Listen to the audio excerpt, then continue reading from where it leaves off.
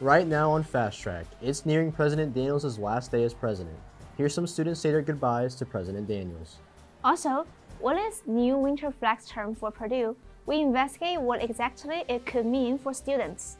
Additionally, it's officially December and you know what that means. The holiday season is in full swing.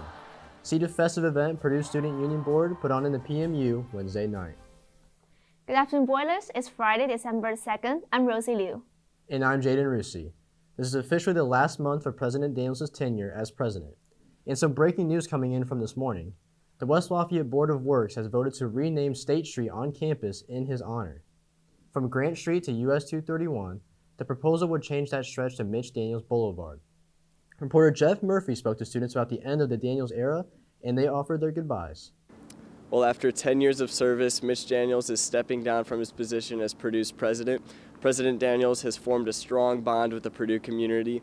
We asked the student body all across campus to send him a goodbye message. Here's what they had to say. Thank you, Mr. Daniels. I'm a freshman here. It's my first year. I've had a great semester. Just thank you for everything you've done. But yeah, you'll be missed. And yeah, Bowler up.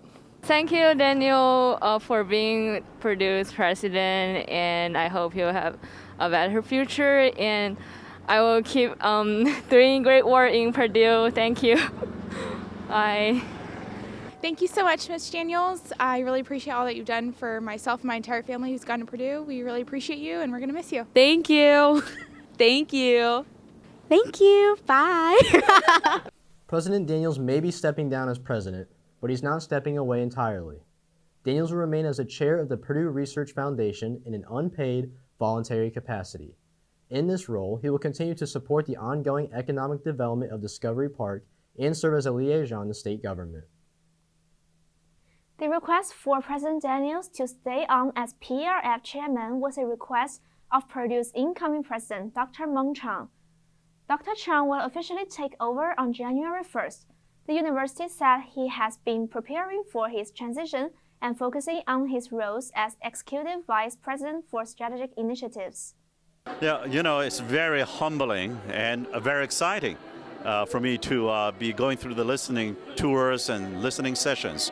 So I've spent many hours last 5 months and this coming month as well, listening to our faculty, our staff, students, our alumni, our neighbors, our friends. I traveled across different parts of the state, 40 counties so far, and tried to hit all 92 by the end of this fiscal year. So I've been learning a lot. Purdue Graduate Student Government is in the process of getting its Mental Well-Being Day proposal approved. Mental Well-Being Day would be a university-recognized holiday where no required coursework or research work can be given. In comparison to Mental Health Awareness Week, it would be run by the university rather than the student government. This was a joint resolution that was passed in the Purdue Graduate Student Senate and the Undergraduate Senate, and right now it is under consideration under 3 committees at the University Senate, and we hope to bring it on the floor in the January University Senate meeting with support from all 3 committees that are considering it right now. PGSG hopes that this day will highlight resources offered across campus for mental well-being, as well as give students a break from their regular schedules. It would also solidify that the university values mental health and that it cares about both graduate and undergraduate students. Well, it is definitely a cloudy, windy day out there today. Fast Track's Marcus Truccio joins us now with what to expect for the rest of today and into your weekend. Marcus? Yeah, it certainly is windy out there today, and it's only going to pick up as we head into tonight. The high temperature for today is going to hover right around 50 degrees, but with those clouds hanging around and those winds being sustained at 15 to 25 miles per hour, it's going to feel a little bit cooler, a little not so great out there today, with wind gusts by the time we hit tonight over 40 miles per hour. Now, as we look through the hourly today, right as we move on past our newscast, it's going to be in the mid-40s, getting up to 47 by 3 p.m. And then once the sun sets, the temperatures are actually going to stay pretty high. We're going to hit our high of 50 after sunset, and temperatures are going to remain in the upper 40s through midnight. And then after midnight, if you're having a late night out, is when we have the chance for some rain showers to move through, and that's when the temperatures will plummet into the early morning tomorrow. Now, taking a look at the rest of the weekend, those temperatures are going to stay cold for Saturday after a low of 28 on Saturday morning, but the sun will be back out, but it's going to be windy still, with wind gusts still up to 30 miles per hour on Saturday. So that 35 might feel a lot more like the 20s. And then we'll have a low of 21 on Saturday night, and then Sunday we'll warm it up just a little bit to just shy of 40 with a low of 24, but plenty of sun. Join us back for the full forecast here on Fast Track. Former President Bush is joining President Mitch Daniels for the final Purdue Presidential Lecture Series event. That's happening December 6th at 6 p.m. in Elliott Hall of Music. Daniels served in the White House as Bush's first budget director. The conversation will be centered around leadership and citizenship. Christmas season is right around the corner, and the PMU is keeping the holiday spirit with the annual tree lighting ceremony. President Daniels will be lighting the tree one last time. Reporter Andrea Yu was at the ceremony to catch some of the holiday cheers. Andrea? I'm standing here inside Purdue Memorial Union, where students and faculty alike are gathered to prepare for the holiday season with the annual Christmas tree lighting ceremony, where President Mitch Daniels is slated to light the tree one last time. People can enjoy light refreshments and live musical performances here tonight as they anticipate the upcoming holiday season. Attendees started gathering around the tree in the main lobby around 6 p.m., with the ceremony beginning at 6:30. Members of Purdue Student Union Board spoke before introducing President Daniels, who did a countdown with the crowd to light up the tree. 5, 4, 3, 2, 1.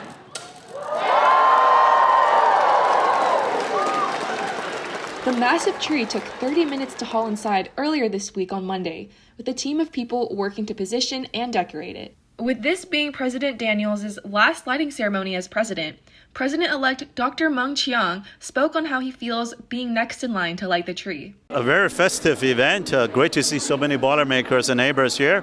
I'm just glad that President Daniels did not start a tradition of singing Christmas songs, because I would hate to follow that.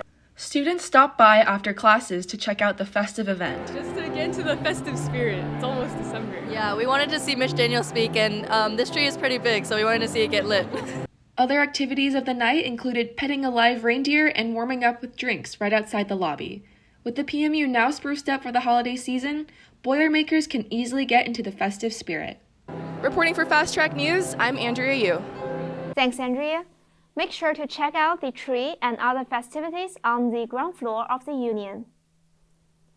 Just ahead on Fast Track, if you want to live on campus next year, the clock is ticking on the time left to renew your housing contract. And learning about a new program allowing students to earn credit over winter break, coming up on Fast Track. I'm Mitch Daniels, and you're watching Fast Track News.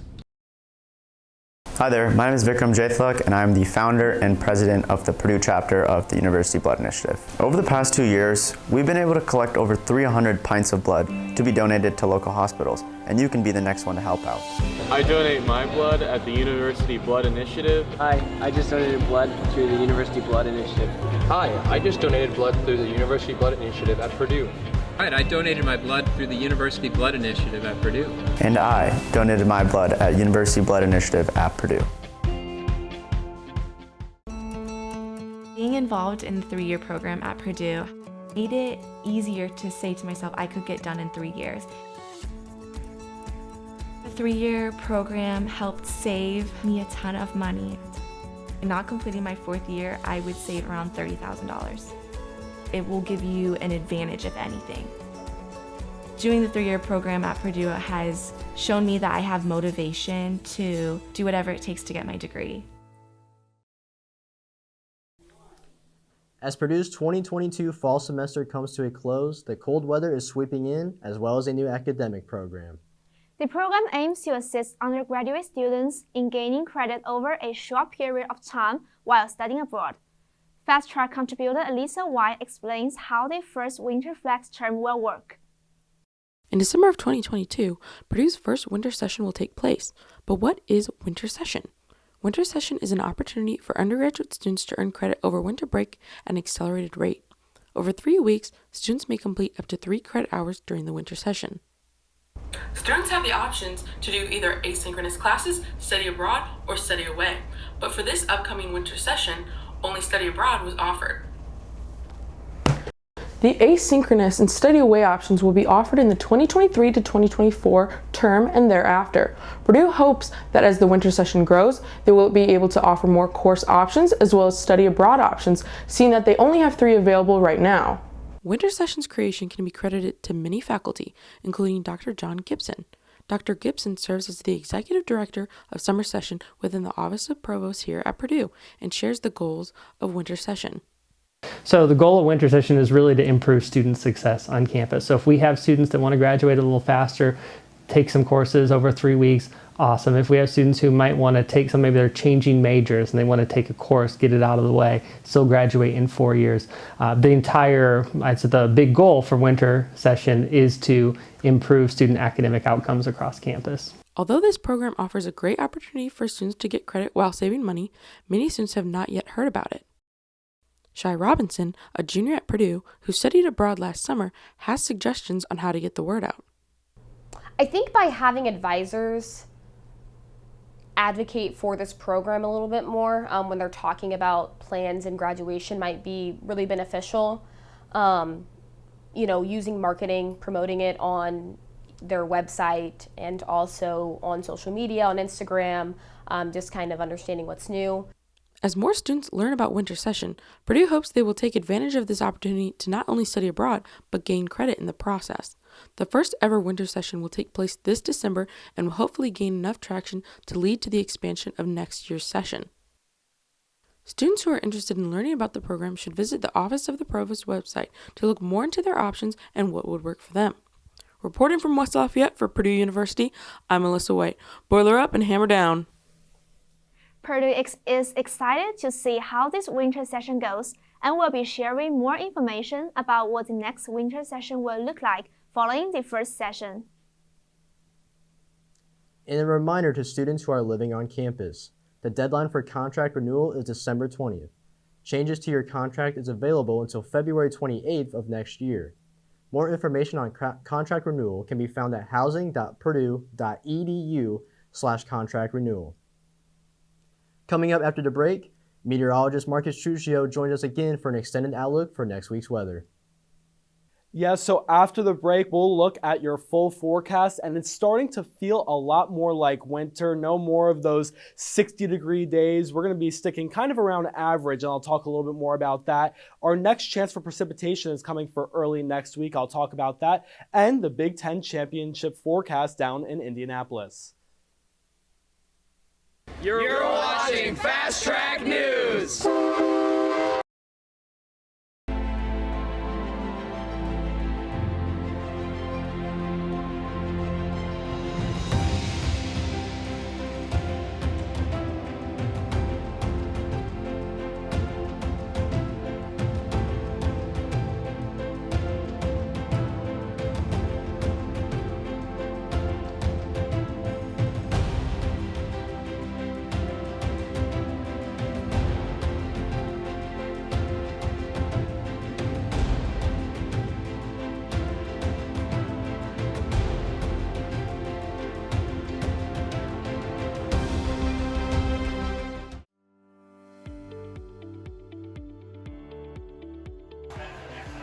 Are you looking for a new hobby? Or do you want to have a fun evening with your friends?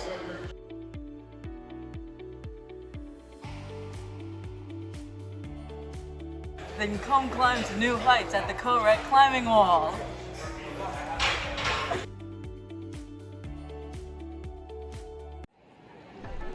Football. It's the best time of the year. You know what else is great? The world's largest and fastest mascot. You can't have Purdue football without the trains. Look for the Reamer Club outside Stewart Center, 12 to 5 p.m. on Fridays before home football games, for your chance to ride the Boilermaker Special for free. See you then!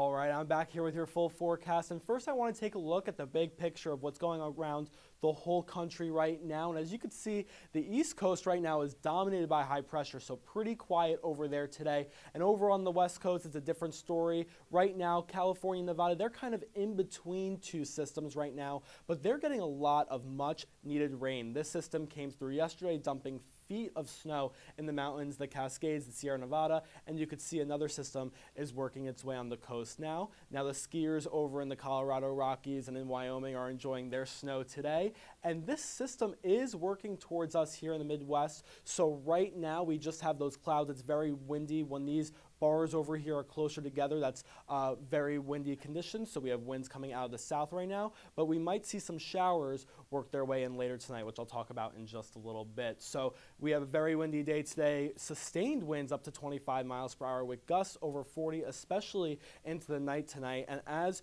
we get past midnight tonight, we have a chance for about an hour or two of showers to come through, and once those showers come through, temperatures are going to plummet. We'll have our high of 50 today, and we'll get down into the upper 20s for our lows tonight into tomorrow morning, and then it's going to stay cold for our Saturday with a high temperature of 35, but feeling like the 20s yet again with those winds still gusting above 30 miles per hour, and then we'll get down to a low of 21. And then Sunday still going to be pretty chilly, a little bit below average, high of 39, but mostly sunny, and those winds are starting to back off a little bit more, so not too bad. But I do want to look at the forecast for the Big Ten Championship down in Indianapolis. If you have any pre-game festivities around 5 p.m. before the sun sets, it'll be pretty chilly at 34 degrees, and remember that wind will be blowing. But as we work our way into the evening, those winds will back off, and at 8 p.m. it's going to be 28 degrees, and then getting into the last part of the game around 11 p.m. it will be 25 degrees and clearing up quite nicely. Now, moving forward past the weekend, I do want to talk about our next precipitation chance, and that's beginning on Monday. This storm is looking a little disorganized, but we might see some shower activity move through once we get into Monday night. Monday during the day is looking to be pretty cloudy, not too much precipitation, and once we work our way into the nighttime, we might see some of these showers work in from the south and move over to our east. And working into Tuesday evening, it's going to kind of come in 2 rounds. We'll have another chance of precipitation. This one a little bit more. We might see a little bit more rain out of it, and you see just to our north and west there is some snowfall chances. I do not think that will work into our area. Maybe we'll see a flake or two mix in, but nothing really too concerning about that. Mostly rain for us here at Purdue. And then looking at our full 7-day forecast, once we get past the weekend, those rain chances do exist like I was talking about. The temperature is still just hovering around 40, just a little bit below average. And then once we get past those chances on Monday and Tuesday, we're going to cool off even more. 33 for Wednesday, 35 for Thursday, and lows hovering around 20 degrees. The Boilermakers are making history again. Find out how next on Sports. I mean, every year's different, but it hasn't changed that much. Our league is just ominous, and you better lace them up tight and be ready to play every night. If not, you're going to get beat.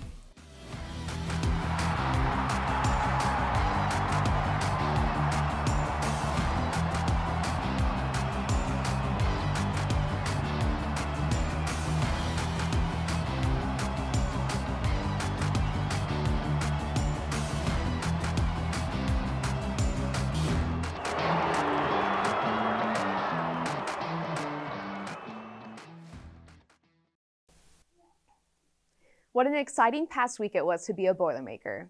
If you haven't heard, Purdue football is going to the Big Ten Championship game for the first time in program history. Last Saturday, quarterback Aiden O'Connell led the team to victory against in-state rival Indiana at Memorial Stadium. The offense brushed off a slow start and rallied in the second half to take down the Hoosiers. The 30-16 win over Indiana sealed the deal for the Boilers, clinching both the Big Ten West and the Old Oaken Bucket. The O'Connell to Jones connection was evident in the fourth quarter, as Purdue's QB hit Jones for a 60-yard touchdown with 9:38 left in the game. Purdue sealed the win with an incredible defensive play by cornerback Corey Trice, who returned an interception for 8 yards. Ahead of the Big Ten Championship game between Michigan and Purdue, fans are coming together in a time of grief. Aiden O'Connell shared the passing of his oldest brother, Sean, just one day after Purdue's win over Indiana. Boilermaker Alliance, a nonprofit charitable organization, tweeted Wednesday, that numerous Michigan fans had donated $16 to honor number 16 Aiden O'Connell and his brother. He is still expected to play in the Big Ten championship game this weekend. Our hearts are with Aiden and his family during this very difficult time. While the Boilers season is finished at Ross-Ade, renovations for the 2023 season have just begun. Reporter Sean English is here to cover the details. It's been 2 weeks since the Boilers played their last game in Ross-Ade, but the renovations have already come. Find out what's coming in 2023.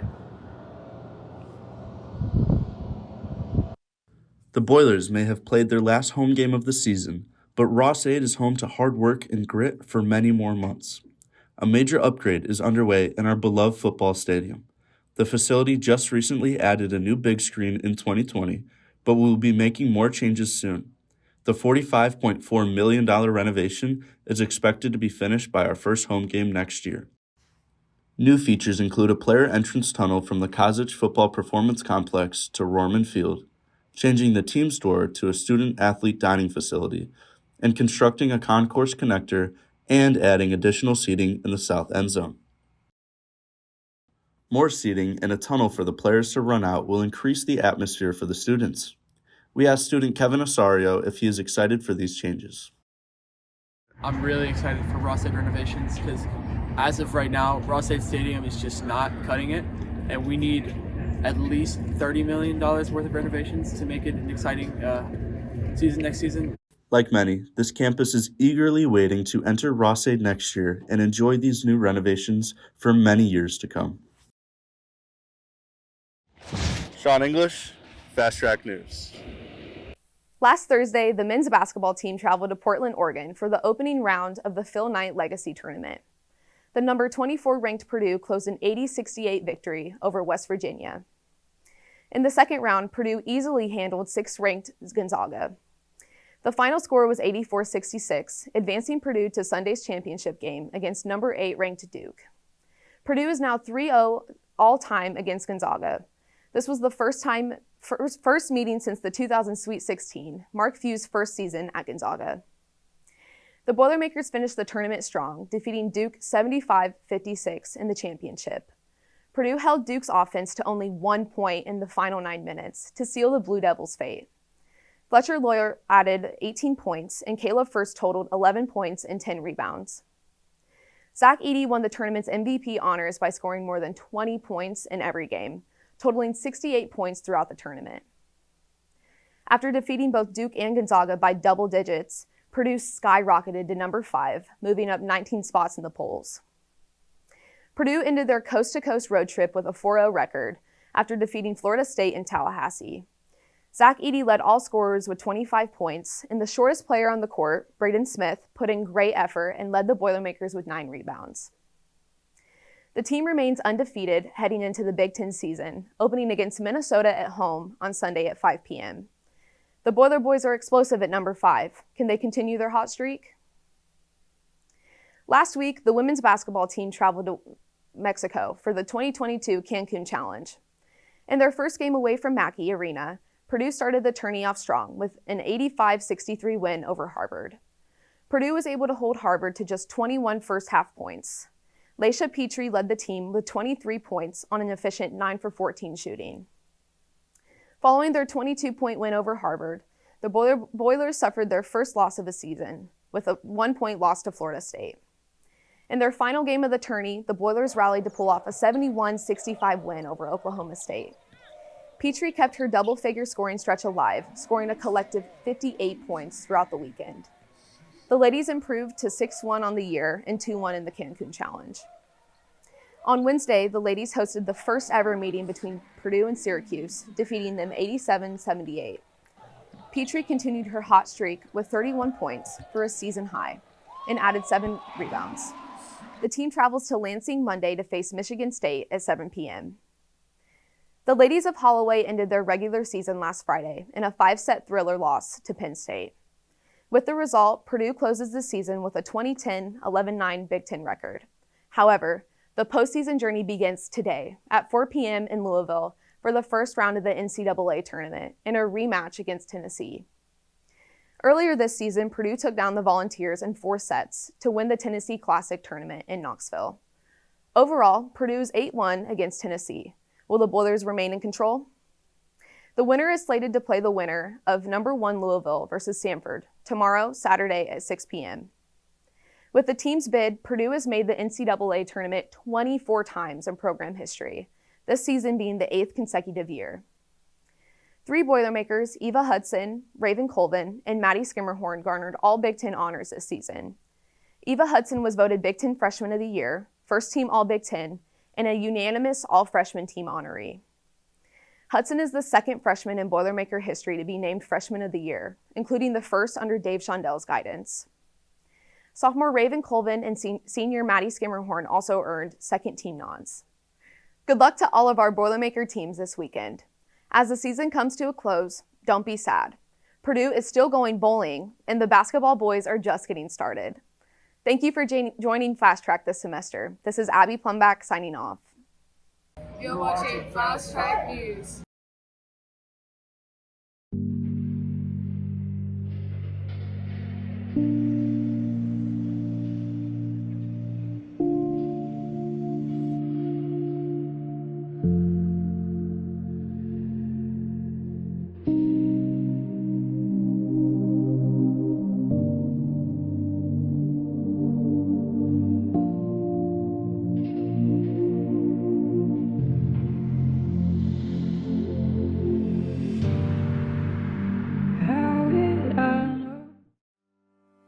The Center for C-SPAN, which is this organization, the CCSC, what we do is we facilitate like a bunch of organizations, different programs for Brian Lamb, which is the founder of C-SPAN. Anyone can be part of CCSC, whether it be through our various internships, our competitions, just to be involved, even like our student community meetings that we have every week. Anyone can go, you don't have to be communications or poli-sci. You just meet so many people, the connections you make is kind of crazy, the range that CCSC has. So yeah, it's just provided me so many opportunities to like kind of achieve the goals I have personally and forward to like whatever career paths I choose.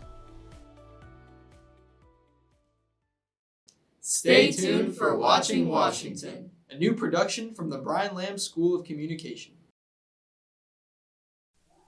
All right, I'm back with one final look at your 7-day forecast. And first, for this weekend, we are dipping down into the 30s after our high of 50 degrees for today. And like I was saying earlier, at least in the near future, we're done with those freak 60-degree days. I know earlier this week we had some of that weather.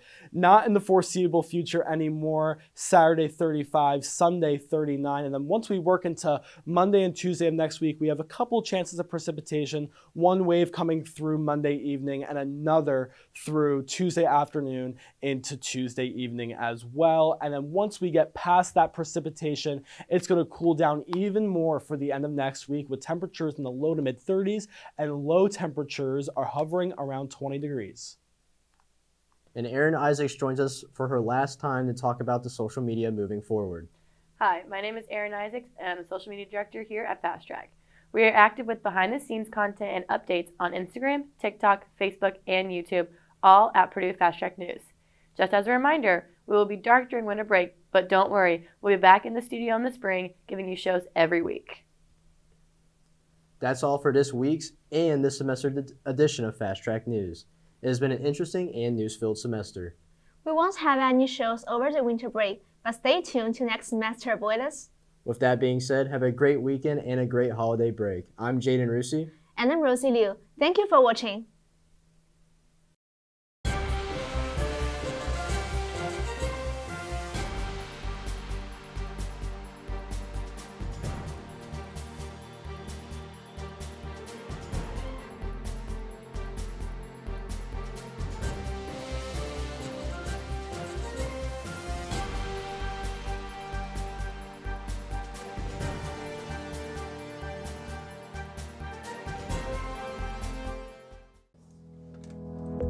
What does it take to be a Purdue tour guide? You've got to know your history.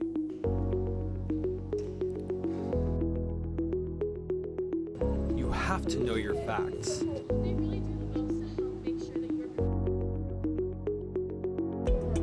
You've got to have that Purdue spirit.